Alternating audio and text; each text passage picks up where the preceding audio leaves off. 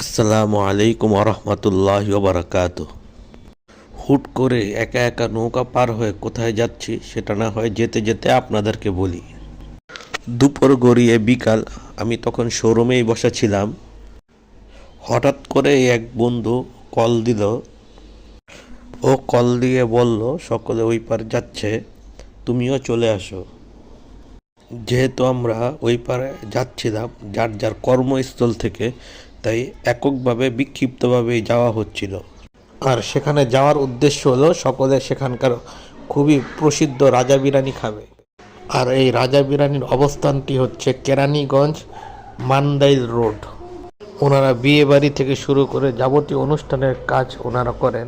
আর ওনাদের পরিবেশটা ছিল অ্যাভারেজ, খুবই যে অনেক পরিবেশটা অনেক উন্নত বা অনেক খারাপ তাও না, মোটামুটি ভালো। বিরিয়ানির কালার এবং স্মেলটা